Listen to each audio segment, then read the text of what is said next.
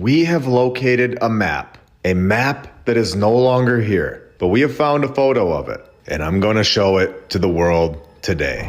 We are given a mainstream narrative, force-fed a narrative from day one, and on average, given more money for the rest of our lives if you continue through this indoctrination program, this system, longer than everybody else, and call it college. We are told these narratives for decades, molding our minds to believe that cathedrals, such as the Hereford Cathedral, was completed in the year 1250, 774 years ago, where we have shown that the mainstream narrative tells us that basically nobody was even here, telling us that the population of nobody was so much more advanced than billions of people that we have today, while at the same time telling us that we are evolving and advancing.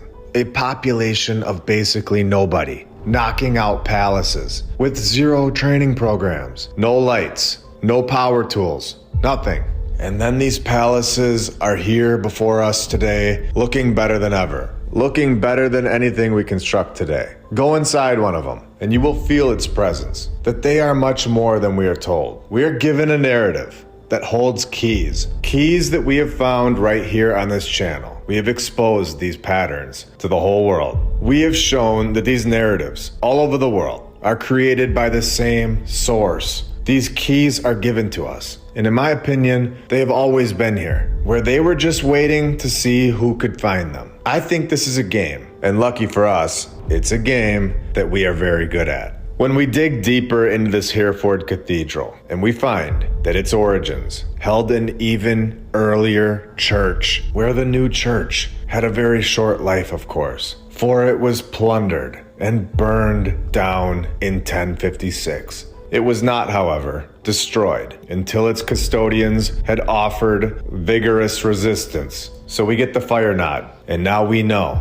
that it's time to go deeper and show that this cathedral was built by an extremely advanced civilization, one that we are not being told about, one that constructed these incredible structures all over the world, a population that was much bigger than what we have today, a population that didn't ride around on donkeys. They fully understood how to construct a palace that lasts forever. After hitting the chisel with a hammer all day long, they did not go over to their horse parking spot, where the horse was just standing all day long. They did not ride their horse home and sleep in a wooden shed. This extremely advanced group of people, this group is being hidden from us. And the proof is all over the world. And the coolest part about this research, in my opinion, is that you can go inside these palaces today, and they're in almost every single city in the world. Hereford Castle, check the inside out. Look at those wooden plank benches compared to the incredible construction of the palace itself. Look at the ceilings. The craziest part about this is that there was never a bad construction company in the 1250s, according to the mainstream narrative. Not a single flaw in any country. This fact alone should have alarms going off in everybody's head, if they haven't been going off already. And if they're not going off, I'm gonna fix that right now. A place of worship has existed on the exact same site of this present building since the 700s or earlier. Another narrative where there are multiple buildings on the same site. And we have all the documents backing this statement up.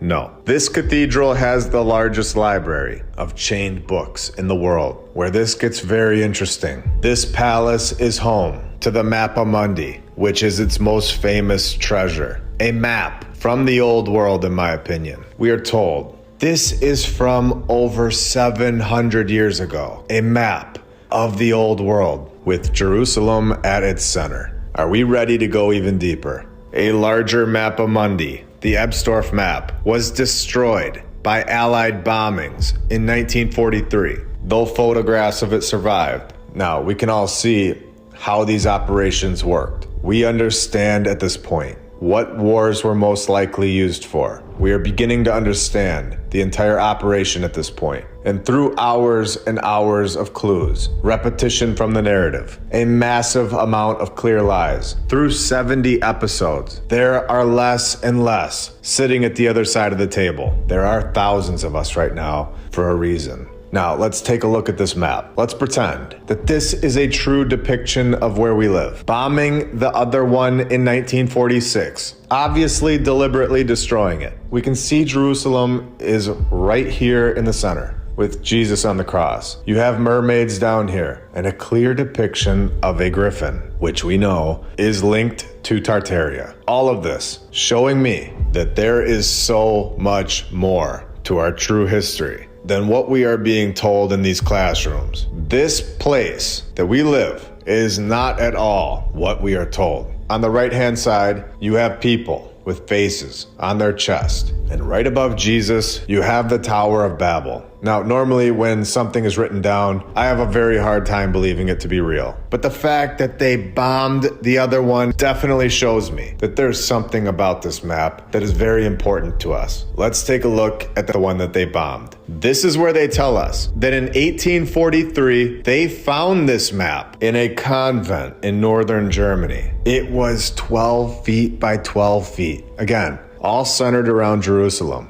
And remember that they tell us a very interesting detail, that they found this map in 1843, where exactly 100 years later, on the dot, in 1943, they bombed it and destroyed it during the Allied bombings. All of this happening during our current civilization, wiping out possibly the true history, possibly the true map. If this place that we live is really centered around Jerusalem, and in 1946 the narrative changed, bombing this map and possibly other things inside that building that would have given a lot of stuff away to us, which was of course also in northern Germany, where you can begin to put the pieces together. And I'm just gonna do it.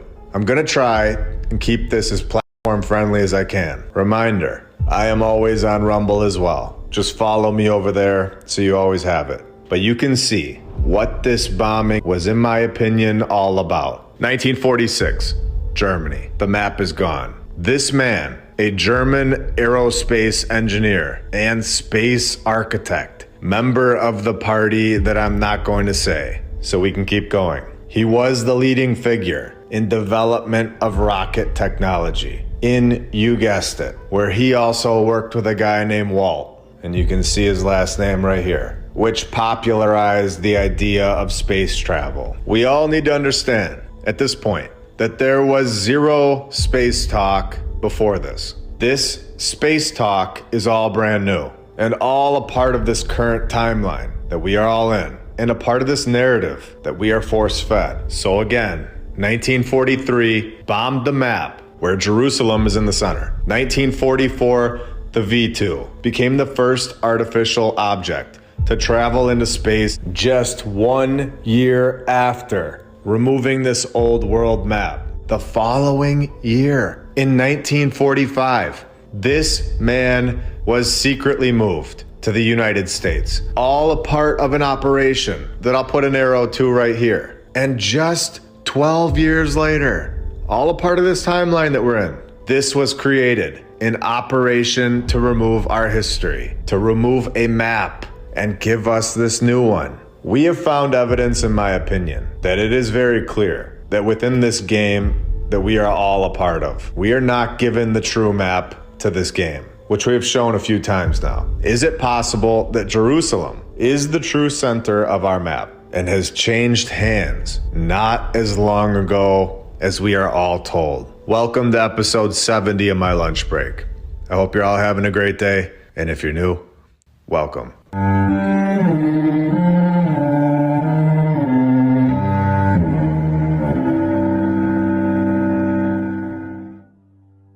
And I want to thank all of our sponsors over on Patreon. Thank you to FlatEarthDave.com. You can check out his app.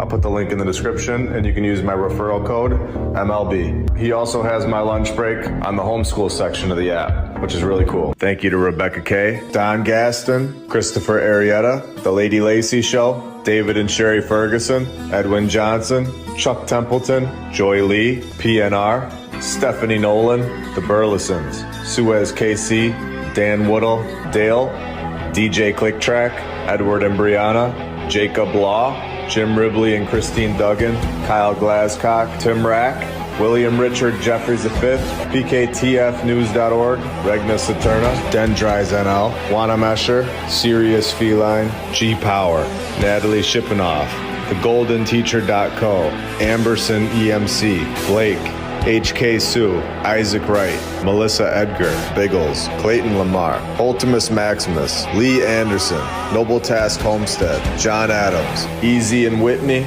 Roberts O'Zolins, Old World Exploration, Kyle Logan, Michael Powell, Sarah Fenton, The Crypto Schizo, Rick Tapkey, Ryan and Laney Benner, The Arnolds, 3D6.Space, Attila Power, VKH Bonner, Jason Neufeld, Rod James, Bell's Clarions for God, Forbidden Gecko Love, Justin Grobner Grubb, Leah Strong, Peter Batani, Buck Sui, Dakota Dunn, Eric Martinez, Ivan Apoctoli, Jesse DeLeon, Jim Bro, Todd K, Edwin Rice, Helmut, Charles Kruger, Daniel Zid, Glenn Gunderson, Pacific Crafted, HaggardT-shirts.com, Meta, Jason Hochberg, Marie C, ValleyMedicinals.com, David and Irene, Michael Dingyu, Michael Powell, Michelle Wilson, Patriot Armory, Tom O'Hara, Wayne T, James Alt, Dan McGee, Vince Moreno, Stony Stargod, Roz Matthews, Shiba Shaba in the Darkness. You guys are all awesome and helping this channel out a lot. The map is based on earlier maps, including the Psalter world map, which we are told yet again that Jerusalem is the center of the map. This one being held in the British Library, which was drawn around 1260, but we have no idea who drew it. Where we know all about the year 1079. We know all about the year 794, where some character was beheaded, where Offa had supposedly consented to give his daughter to Ethelbert in marriage. Why he changed his mind and deprived him of his head, historians do not know. Now, I show this because it's entertaining to me that the narrative gives us these detailed stories from the year 794, but then leave out the most important details of a groundbreaking map, or can't tell us who built the buildings in 1900, like we've shown in episode 33, when we just emailed them and they couldn't tell us. Going back to this map that was bombed in 1946, I'm going to zoom in on it and show you all that there were no huts. There were no plastic siding houses. Every single depiction is of a palace. Palace after palace after palace across the entire map. And there are a few that remain today. And these are the buildings that we are discussing on this channel. The ones that remain.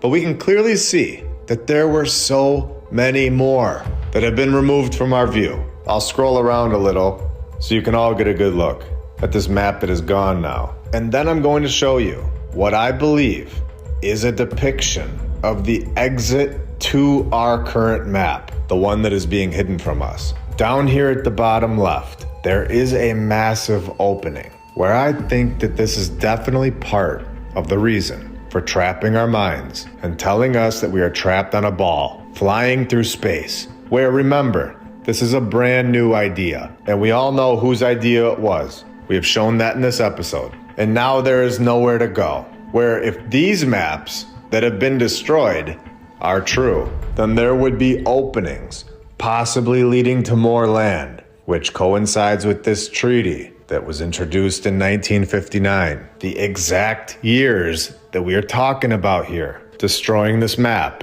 1945, an operation to bring over Walt's friend to the USA. In 1958, we get this group, and 1 year later, in 1959, we get this treaty. Now, this treaty is the only thing in the world that all of these countries can agree on, which should show you that there is something very interesting about it.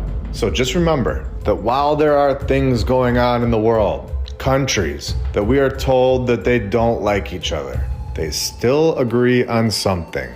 And this is something that hides a massive truth from all of us. Tonight is not only our greatest living explorer, but he's been an inspiration to countless Americans. Admiral Byrd, you've been to both the North Pole and the South Pole. Is there any unexplored land left on this earth that might appeal to adventurous young Americans? Yes, there is. This treaty covers the area south of the 60th degree south latitude, which means that you just can't get on a boat and set sail and go to Antarctica and see these openings on this map where they tell us that all Antarctica-bound expeditions must be authorized by the operator's own country or the vessel's flag state, where heavy fines can result from non-authorized visits to Antarctica. Would you like to see the openings in our map? A massive operation shut this down in the mid-1900s, and now we have further evidence of this. Again, I do believe that all of this information is here for us to find it. I think this is all available to us. As long as this is something that we want to know. It's all very clear. The more truth that you know, it all makes more and more sense. And it all lines up. Exactly how the truth always does. While a lie is all over the place. I've said this before, but I do think it's possible that they are waiting to see who can find this information. They've left it out there for those that look. Now let's take a minute and thank all of our badge members, all of our Patreons, and every single subscriber. You are all awesome, and we are growing to a bigger and bigger audience every single week. We are also on Rumble, X, Instagram, and TikTok. Now the word medieval, in my eyes, is another word for the old world. They explain the narrative away by simply calling it medieval. So let's remember this going forward. Right on their website, the Hereford Cathedral tells us that the medieval cathedral was not monastic. They even tell us that the map that they hold inside this place, the map that we discussed today, is one of the world's unique medieval treasures. Our timeline starts around 1700 and then spikes in the 1800s with massive operations going on in the 1800s. All in my opinion, of course, based on everything that we have seen. But this is why I always check the 1800s for major destruction projects of these incredible palaces. Oh, wait, did I say destruction? I meant restoration. When you go to the mid-1800s yet again, we have the exact same narrative here. 1841 to 1863, major restoration of the cathedral. A cathedral that did not need our help. In fact, we weren't even given the power tool until 1895. So what major renovations could our horse and wagon friends have truly done to this palace? Do you think it's possible that they removed things that did not fit into our mainstream timeline? Before we go into the bonus, I'm going to show you this, how I don't believe that the Mappa Mundi has always been here at this location. I believe that it was put here when we are told the only complete world map of its kind to have survived, a fascinating pictorial encyclopedia of the medieval world, where it may have been, it might have been, maybe, but the mainstream narrative is of course iffy on that. It might have been made for the Hereford Cathedral and has been here for most of its life. Most of its life. Not all of its life? Where was it before? Who really made this map? Why was the other one bombed? This is extremely interesting stuff, especially when this is all on their website. And in my opinion, an admission that this was not theirs. This was not there in that palace for its whole life. They even call it medieval, and they have now taken possession of it. Oh, in 1786, the west tower of the cathedral just collapses overnight on Easter Monday. Just random, of course. Do we think that that was random? You tell me. Clearly a palace from the old world. And just for fun, let's show the repeating names. Robert of Lorraine, Robert de Botton, 4 more Roberts buried here. And then we have 2 Thomases with 3 more Thomases buried there. And we can't leave out a couple Hughes thrown in back to back. Now for the bonus. Located at 651 Main Street, Buffalo, New York. Opening in 1877. We have the Dr. Ray V. Pierce Palace Hotel, where this gets wild. We've talked about energy here on this channel. How these buildings hold energy, but this gets deep. The place was half hotel, half hospital, where the baths and gymnasiums on the campus were known nationwide for their healing and restorative powers. A healing hotel. Where is this why a lot of the old world buildings have been destroyed because they held healing powers for all of us, where 2 presidents were frequent visitors. Pierce's Palace Hotel was open only 4 years before it burned down in 1881. And are we right or what? Is this not a nod? I'm not joking. Every time I see this narrative, I am more and more surprised. For one, that we never noticed this before. And for 2, that they really put this in the narrative over and over and over, all over the world.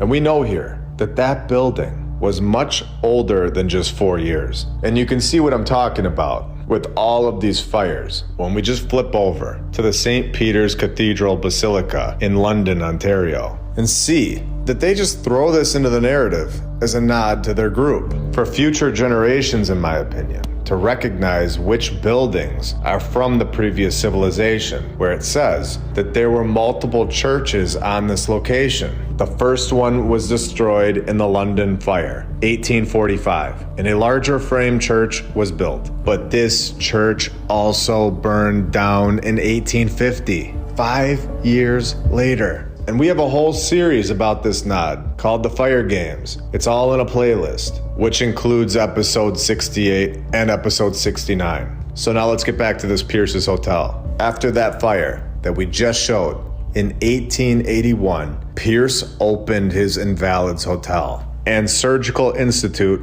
on the 600 block of Main Street, which survived until 1941, where things begin to get interesting. The beginning of the end for the Pierce's Invalids Hotel and Surgical Institute likely came to an end in 1939 when the Federal Trade Commission included this cease and desist order in a stipulation. They were basically no longer allowed to call themselves doctors or medical men. They were no longer able to give medical advice. Not being able to call themselves doctors or call their advice medical advice must have been a lethal blow a little over a year later, where in my opinion, this was the end of this old world medicine, old world healing powers coming to an end when on August 1st, 1941, the Invalids Hotel and Surgical Institute discontinued operations, and Pierce, the one that had this knowledge of old world healings, passes away. And 2 years after that, 1944, Kane announced that they would be destroying all of the Pierce's estate's glass work.